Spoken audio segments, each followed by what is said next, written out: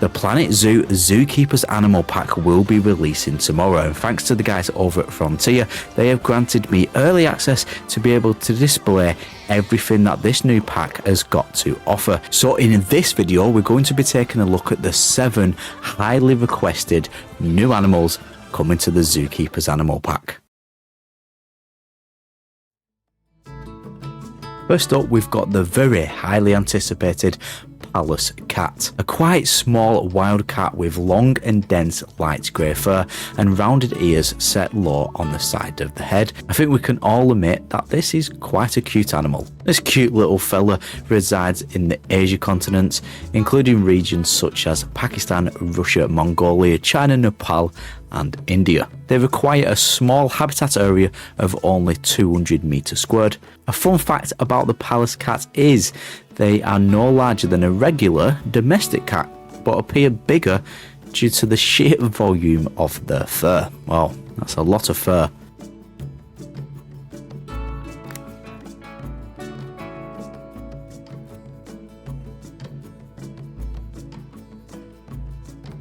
Next up, we have got the Coquerels Sifaka. Now, I'm hoping I'm pronouncing that correctly.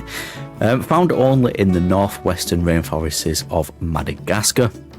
It's actually a critically endangered medium-sized species of lemur. With the region being Madagascar, obviously the continent is Africa, and the biome they enjoy and like to live in is the tropical biome. They only require spacing of 215 meters squared, but they also, obviously, because they're a sort of lemur, they need to climb, and it's only 25 meters squared.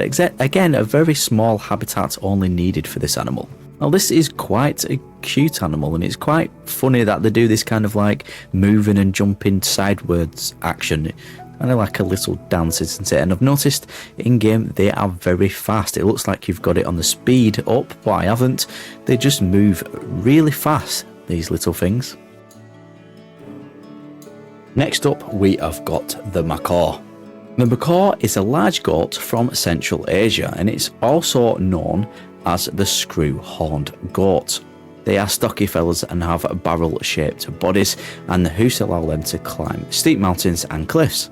The locations of where you will see these animals are in places in Asia such as Afghanistan, Pakistan, India and Uzbekistan. They require only 390 meters squared. They don't actually require any climbable objects either, which is interesting considering they spend most of their life in the wild climbing mountains and rocks. You'll see here that the females have smaller horns and the males, just coming into the shot, have much larger horns. And what magnificent horns they are.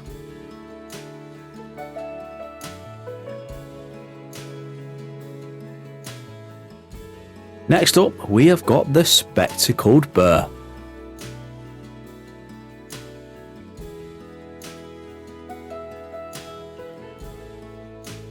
The spectacled bear is a medium-sized bird native to the Andes region of South America. It has lovely thick black fur and white markings on its face and chest. The markings on its face are what give this animal its name, the spectacled bear, because they actually look a bit like spectacles.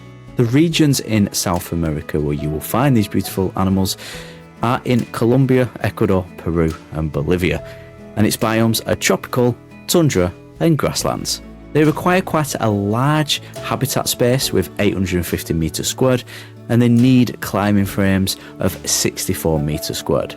Make sure you've got high grade barriers or a deep enough habitat also, because they do actually require grade 4 climb proof 3 meters, much like most of the other birds in the game, to be honest.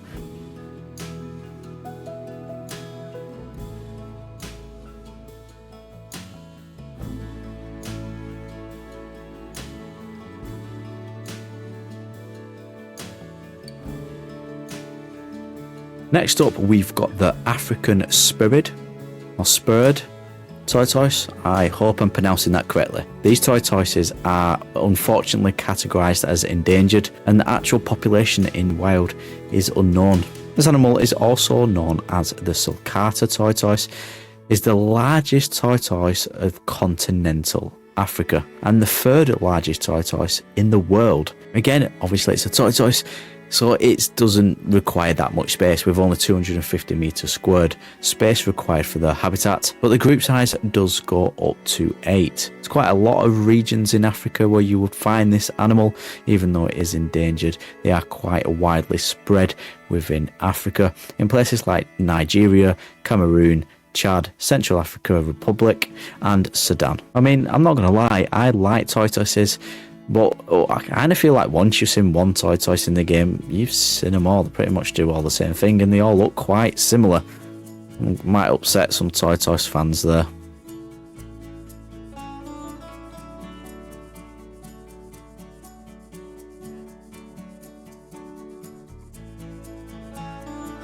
Next up, we've got Kirks Dik Dik. I actually can't say that without giggling to myself. Now, there's two major things that I've noticed when looking at these animals and putting them in my zoo here: how fast they are and how bloody cute they are. Once again, the Kirks Dik Dik lives in the continent of Africa, including regions such as Uganda, Kenya and Tanzania. They only require 200 meters squared. Again, another small habitat as well. Seem to see a lot of small habitat requirements in this new pack. The population in wild is unknown, but fortunately they are classed as least concern. They are actually a small antelope adapted to live in open grasslands. And I think the reason why I find them so cute is because the head is so small but the eyes are so big. The males have short horns, but they may be covered partially or wholly by the tuft of hair on their forehead.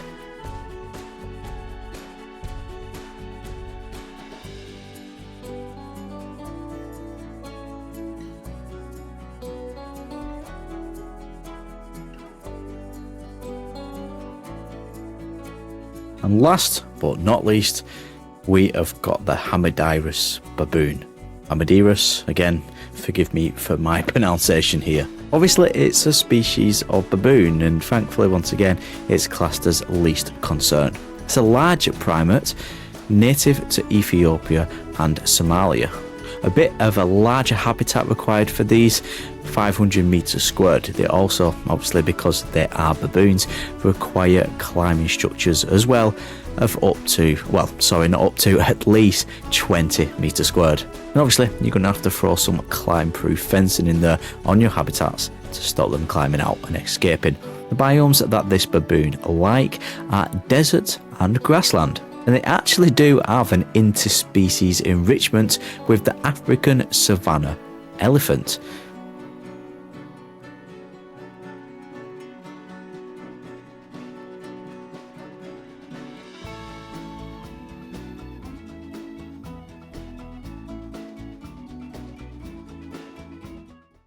And there we have it. I've displayed to you an early look at all the new animals coming in the Zookeepers animal pack tomorrow. Once again, thanks for the guys and girls over at Frontier for providing me with early access so I can create content like you're watching now.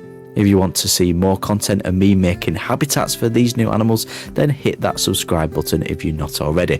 Please hit that like button if you did enjoy this video. My name's Adam, and I will catch you in the next Planet Zoo video.